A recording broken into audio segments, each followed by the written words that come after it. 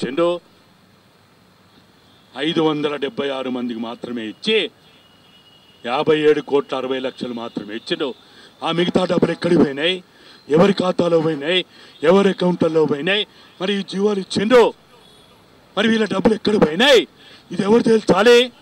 కాబట్టి ప్రభుత్వం ఇప్పటికైనా మీ కళ్ళు తెరవండి, సోయిలోకి రండి, వీళ్ళకి న్యాయం చేయాలని మీరు చెప్పిందే మేము అడుగుతున్నాం, అంతకంటే ఎక్కువ అడుగుతలేము. కాబట్టి ఆయనను కూడా బాగా ఇబ్బంది పెట్టి టైట్ పెట్టిండ్రు. టైట్ పెడితే ఆయన కూడా అక్కడ ఇక్కడ అప్పు చేసి ఆ జాబు రావడం జరిగింది. దాని గురించి జాబ్ గురించి 7 లక్షలు అప్పు చేసిండు. ఆ అప్పు ఇది మొన్న పిల్లల్ని నేను ఎట్లా పోషించుకోవాలని సార్ని నేను కూడా కేసీఆర్ సార్ మాకు న్యాయం చేయండి సార్, మాది వరంగల్, మాది షమీన్పేట. ఇక మేము నా పాపలు మా 3 పిల్లలు నేను చనిపోయడానికి కూడా సిద్ధంగా ఉన్నాం. మా అప్పులోళ్ళు వచ్చి మమ్మల్ని ఎంబడి పడుతున్నారు అప్పులు కట్టమని. అప్పులకు కూడా ఏం సమాధానం చెప్పలేకపోతున్నాను. జాబ్ లేదు, ఏం లేదు. నేను 7వ తరగతి చదువుకున్నాను, నాకు జాబ్ ఇవ్వండి సార్, నా భర్తది నాకు ఇస్తే నా పిల్లల్ని పోషించుకుంటాను సార్, దయచేసి మమ్మల్ని ఎవరు ఆదుకుంటలేరు సార్, మీరన్నా ఆదుకోండి సార్.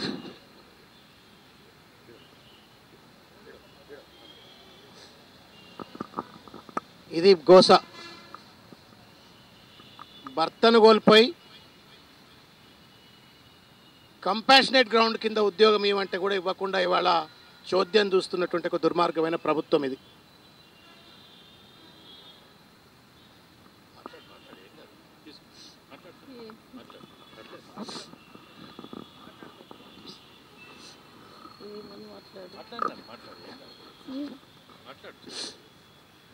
కోసం మస్తు మీటింగ్లో అటు ఇటు అని తిరిగి నేను చేస్తాను, మనకు తెలంగాణ వస్తే బాగుపడుతుంది, మంచిగా ఉంటుంది ఏదైనా అని చెప్పి, మనకు ఎవరన్నా ఆదాయపడతారు, మనకు ఏదైనా చేస్తారని చెప్పి పోయి నాకు తెలంగాణ రావాలని జై తెలంగాణ అనేది మనం కిరోసిన్ పోసుకొని చనిపోయినాక నాకు ఇట్లా చనిపోయినా అని చెప్పగానే నేను కింద పడిపోతే హాస్పిటల్ తీసుకొని పోయినాక తెల్లారి నన్ను తీసుకొని పోయినాక మనకేం కాదు, మనకి ఏదన్నా చేస్తారు తీయి, మనకు తెలంగాణ కోసం నేను పోరాడినా కానీ నాకు ఇట్లా అవుతుందని తెలియదు అని చెప్పి ఏదో ఒకటి చేసుకొని చనిపోయాను. నాకు ఇట్లా మనకి ఇంటి దగ్గర కూడా వచ్చి చెప్పారు, పేపర్ కూడా ఇచ్చారు, మీకు ఏదన్నా చేస్తామమ్మ సాయము, మీకేం లేదు కదా అన్నవాళ్ళు ఇప్పుడు ఏం కాకుండా ఇస్తామని కూడా. ఇంకా కలెక్టర్ ఆఫీస్కి వెళ్ళినా, వరంగల్ వెళ్ళినా, జనగాం పోయినా, మండల ఆఫీస్కు అక్కడిక్కడ తిరిగినా కూడా ఏం చెప్తలేరు. ఫోన్ చేస్తామని ఫోన్ కూడా చేయలేదు. నాకు ఎవరు లేరు, నేను తిరగడానికి కూడా నేను ఒక్కదా ఏటు పోయినా నేనే. బాషెట్టి శోభ, వెంకటేశ్వర్లు.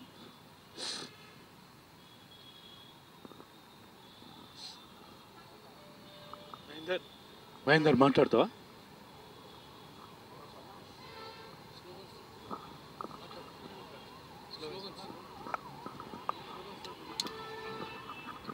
జోహార్ తెలంగాణ అమర వీరులకు, జోహార్ తెలంగాణ అమర వీరులకు, జోహార్ తెలంగాణ అమర వీరులకు. అదేవిధంగా తెలంగాణ ఉద్యమంలో దాసో శ్రవణ్ గారు చనిపోయినప్పుడు ఆయన పోయిండు, జెండాలు కప్పిండు, జోహార్లు చెప్పిండు. కమిషన్ ముందు కూడా, శ్రీకృష్ణ కమిటీ ముందు కూడా ఈ విషయాలన్నీ మాట్లాడిండు. కాబట్టి దాసోజు శ్రవణ్ గారు ఇప్పుడు జాతీయ స్థాయిలో కాంగ్రెస్ పార్టీ స్పోక్స్ పర్సన్ కాబట్టి, తెలంగాణ ఇచ్చింది ఆ పార్టీ కాబట్టి కాంగ్రెస్ పార్టీ తరఫున దాసోజు శ్రవణ్ గారు మరి ఈ కాంగ్రెస్ పార్టీ ఏం చేస్తుందో, ఈ అమరవీరుల కుటుంబాలని ఎట్లా ఆదుకుంటుందో వారి మాటల్లోనే మేము చెప్పాలని వారిని సవినయంగా మేము కోరుతున్నాం.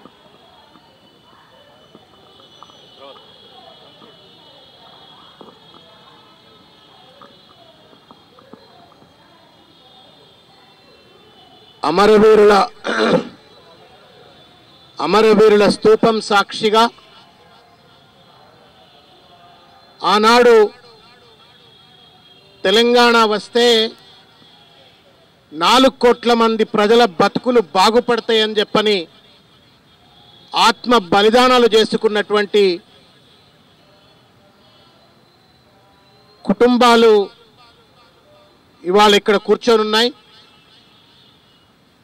వాళ్ళ సాక్షిగా కొన్ని నిజాలు మాట్లాడుకోవడం కోసం ఇవాళ దున్నపోతు మీద నీళ్లు పడ్డట్టు వ్యవహరిస్తున్నటువంటి ప్రభుత్వాన్ని బాధ్యత గుర్తు చేయడం కోసం అని చెప్పని, కృతజ్ఞతను వ్యక్తీకరించవలసిన అవసరం ఉందని చెప్పని ఇవాళ అందరం ఇక్కడ కూర్చున్నాము. ఈ కార్యక్రమానికి విచ్చేసినటువంటి ఒక మీడియా పెద్దలు, ఈ కార్యక్రమాన్ని వివిధ మాధ్యమాల ద్వారా లైవ్లో చూస్తున్నటువంటి తెలంగాణ విద్యార్థులు, మేధావులు, యువకులు, తెలంగాణ సమాజం అందరికి కూడా హృదయపూర్వకంగా నమస్కారం తెలియజేస్తా ఉన్నాం. ఇది ఒక పవిత్రమైనటువంటి ఒక స్థలం. ఇది కొన్ని వందల వేల మంది యొక్క రక్త తర్పణాలకు ప్రతిబింబం ఇది, నిదర్శనం ఇది. తెలంగాణ రాష్ట్రం ఆషామాషిగా వచ్చిన రాష్ట్రం కాదు. ఎవరో ఒకళ్ళో ఇద్దరో పోరాటాలు చేస్తే వచ్చినది కాదు. సబ్బండ వర్గాలు, సబ్బండ కులాలు రోడ్ల మీదకి వచ్చి రగడ చేసిన తర్వాత ఆ పైగా దాదాపు వేలాది మంది ఆత్మ బలిదానాలు చేసుకుంటే వాళ్ళ రక్తపు మడుగుల మీద మనం తెలంగాణ సాధించుకున్నాం. తెలంగాణ సమాజమా, మీడియా మిత్రులారా, ఇవాళ మనం తెలంగాణ రాష్ట్రంలో స్వేచ్ఛా వాయువులు పీలుస్తున్నాం, స్వరాష్ట్రంలో సగర్వంగా ఉన్నాము అని చెప్పుకుంటున్నామంటే దానికి కారణం ఈ కుటుంబ సభ్యుల యొక్క ఆత్మ బలిదానాలు. ఇక్కడ కూర్చున్న వాళ్లే కాదు, దాదాపు చనిపోయినటువంటి ఒక వేలాది మంది అమరవీరులు, లాఠీలు, తూటాలు దీనికి గాయపడ్డటువంటి ఒక పోరాట యోధులు అనే ఒక విషయాన్ని గుర్తుపెట్టుకోవాలి. ఇవాళ అధికారం మదంతో, ఆధిపత్య అహంకారంతో కన్ను మిన్ను కానకుండా అమరుల యొక్క పోరాటాలను చిత్కారం చేసే విధంగా గుర్తించకుండా దున్నపోతు మీద నీళ్లు పడ్డట్టు వ్యవహరిస్తున్నటువంటి ఈ సర్కార్ను తట్టి లేపేందుకు ఇక్కడ కూర్చున్నాము. కొన్ని విషయాలను మీడియా ద్వారా నేను ఈ ప్రభుత్వ పెద్దలకు గుర్తు చేయదలుచుకున్నా. 2014లో టిఆర్ఎస్ మేనిఫెస్టో రాసినప్పుడు ఆ మేనిఫెస్టో రాసిన దాంట్లో నేను కూడా ఒక సభ్యుణ్ణి. ఎంతో భావోద్వేగంతో, బాధ్యతతో చాలా అంశాలు అందులో పొందుపరిచినాం. దాంట్లో ఒకానొక అంశం 14వ పేజీలో మేనిఫెస్టోలో మీరు గూగుల్లో కనుక కొడితే టిఆర్ఎస్ మేనిఫెస్టో 2014 అని కొడితే మీకు ఆ మేనిఫెస్టో కనబడుతుంది. 14వ పేజీలో స్పష్టంగా దాంట్లో రాయబడ్డది ఏమనంటే, అమరుల కుటుంబాలకు 10 లక్షల రూపాయల సాయం ఫస్ట్. 2, అమరుల కుటుంబాలలో ఒక్కొక్కరికి ప్రభుత్వ ఉద్యోగం. 3, అంతర్జాతీయ స్థాయిలో అమరుల స్మృతి చిహ్న నిర్మాణం. ఏడోక తల్లి, ఏడోక మామ, ఏడోక మామ, ఏడోక మామ,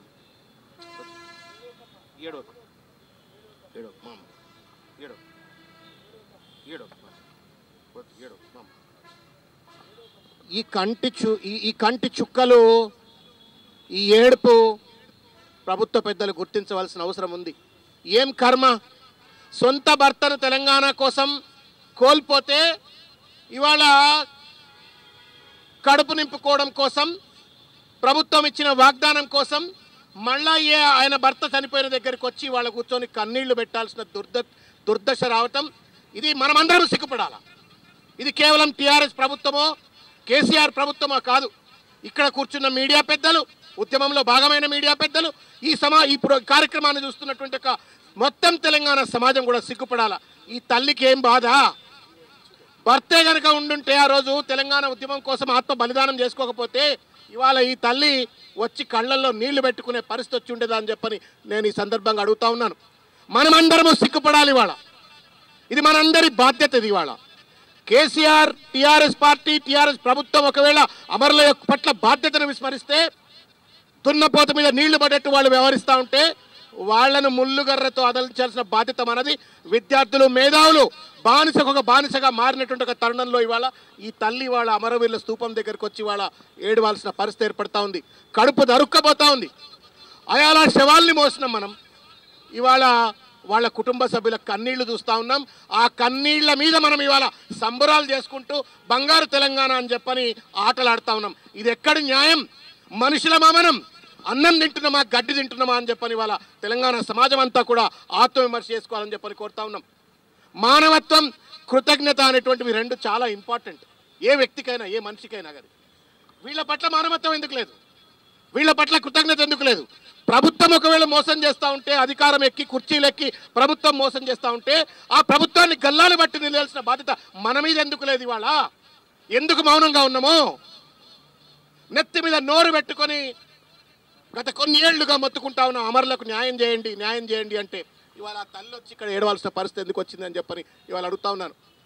మిత్రులారా, నేను ఇంతకుముందు చెప్పినట్లుగా 14వ పేజీ మేనిఫెస్టోలో ఉన్న అంశాలు తెలంగాణ సమాజం దయచేసి మరొకసారి గుర్తించాలని చెప్తా ఉన్నాను. ఇంతకుముందు చెప్పినట్టుగా 10 లక్షల రూపాయల ఆర్థిక సహాయం, అమరుల కుటుంబాల్లో ఒకరికి ఉద్యోగం, వ్యవసాయం మీద ఆధారపడ్డటువంటి ఒక కుటుంబాలకు సాగు యోగ్యమైన 3 ఎకరాల భూమి, తర్వాత అమరుల త్యాగ ఫలమే తెలంగాణ రాష్ట్రం. తెలంగాణ ప్రజల హక్కుల కోసం విలువైన ప్రాణాలను బలిదానం చేసిన అమరుల త్యాగాలను ఉజ్వలంగా స్మరించుకోవాలి. బిడ్డలను కోల్పోయిన కుటుంబాల సంక్షేమ బాధ్యత. సంక్షేమ బాధ్యత అంటే ఏంటి? విద్య, వైద్యం, ఉపాధి అన్ని రకాలుగా పిల్లల్ని కాపాడుతాము అని చెప్పని ఆ రోజు ప్రభుత్వం వాగ్దానం చేసింది, అధికారంలోకి వచ్చింది. తర్వాత అమరుల కుటుంబాలకు గృహవసతి, డబుల్ బెడ్రూమ్ ఇళ్ళు, అమరుల పిల్లలకు చదువు చెప్పించే బాధ్యత ప్రభుత్వం తీసుకుంటుంది. తర్వాత ప్రసిద్ధిగాంచిన నిర్మాణ స్థాయిలో హైదరాబాద్లో అత్యంత ఎత్తైన అమరుల స్మారక స్తూప నిర్మాణం చేపడుతుంది. అదే ప్రాంతంలో అమరుల స్మృతివనం నిర్మించబడుతుంది. అక్కడ నిరంతరం జలించేటువంటి ఒక త్యాగ జ్యోతి ఏర్పాటు చేయబడుతుంది అంటారు. 8 సంవత్సరాలు గడిచిపోయింది. సెక్రటేరియట్ బిల్డింగ్ పూర్తిగా వస్తూ ఉంది. అనేక మంది ఎమ్మెల్యేలు, టీఆర్ఎస్ పార్టీ ఎమ్మెల్యేలకు ఫామ్ హౌస్ల నిర్మాణం అయిపోయినాయి. ఒకడొకడికి ఒక 50 కుటుంబాలు ఉండేటువంటి ఒక పెద్ద బంగ్లాలు కట్టుకున్నారు. కానీ స్మృతివనం మాత్రం ఇంకా పూర్తి కాలేదు. 60 కోట్ల రూపాయల టెండర్లు ఇచ్చినటువంటిది వాళ్ళ 180 కోట్ల రూపాయల టెండర్కి ఎస్కలేట్ చేసింది తప్ప దాన్ని ఇంతవరకు కూడా కంప్లీట్ చేసినట్టు ఒక బాధ్యత లేదు. దీంతో పాటు ప్రతి జిల్లా కేంద్రాల్లో కూడా అమరవీరుల స్మృతి చిహ్నంగా ఒక స్మారకం నిర్మిస్తామన్నారు. దాని అతిగతి లేదు. ఎమ్మెల్యేల క్వార్టర్లు తయారైపోయినాయి, క్యాంప్ ఆఫీసులు తయారైపోయినాయి, మంత్రులకు ఫామ్ హౌస్లు వచ్చినాయి, ఎమ్మెల్యేలకు ఫామ్ హౌస్లు వచ్చినాయి. కానీ జిల్లాల్లో మాత్రం ఇంతవరకు స్మృతివనం ఏర్పాటైన పాపాన పోలేదు. తర్వాత ప్రతి ఏడాది రాష్ట్ర అవతరణ దినోత్సవం సందర్భంగా అధికార లాంఛనాలతో అమరవీరుల స్తూపానికి నివాళులు అర్పించడం, ఈ డ్రామా మాత్రం చేస్తూ ఉన్నారు తప్ప నిజంగా అమరవీరులను మాత్రం ఆదుకున్నట్టు ఒక పాపాన పోలేదు. ఇవాళ మేము సూటిగా టీఆర్ఎస్ పార్టీ పెద్దలను అడుగుతా ఉన్నాం, మీరు అనుభవిస్తున్నటువంటి అధికారం, మీరు అనుభవిస్తున్నటువంటి ఈ భోగాలు ఈ తల్లుల, భర్తలో, అన్నలో, తమ్ముళ్ళో, తండ్రులో ఆత్మ బలిదానం చేసుకుంటే ఇవాళ మీరు కుర్చీ మీద కూర్చున్నారు అనే విషయాన్ని గుర్తుపెట్టుకోండి. మీరు దాదాపు 1380 మంది యొక్క రక్తపు మడుగుల మీద కుర్చీలు వేసుకొని మీరు ఆధిపత్య భోగాలు అనుభవిస్తున్నట్టు ఒక విషయాన్ని దయచేసి గుర్తుపెట్టుకోవాలని చెప్పని కోరుతా ఉన్నాను. మిత్రులారా, ఒక ప్రధానమైన అంశం, ఇవాళ మొత్తం తెలంగాణలో కేవలం 576 మందికి మాత్రమే ఈ ప్రభుత్వం ఎందుకు అమరవీరులుగా గుర్తించింది. ఇదే తెలంగాణ డెవలప్మెంట్ ఫోరం ఒక పుస్తకాన్ని పబ్లిష్ చేసింది. 2013 డిసెంబర్ నాడు ఒక పుస్తకాన్ని పబ్లిష్ చేసింది. అడ్రస్లతో సహా, పేర్లతో సహా ఎట్లా చచ్చిపోయినరు అన్నట్టు వివరాలతో కలుపుకొని 890-900 మంది చనిపోయినరు అని చెప్పని. దాని తర్వాత పాషం యాదగిరి గారి యొక్క నేతృత్వంలో 2014 తర్వాత చనిపోయిన వాళ్ళ వివరాలందరూ పాషం యాదగిరి గారు, ఇన్నన్న వీళ్ళందరి నేతృత్వంలో మొత్తం 1381 మంది చనిపోయినరు అని చెప్పని గుర్తించిండ్రు.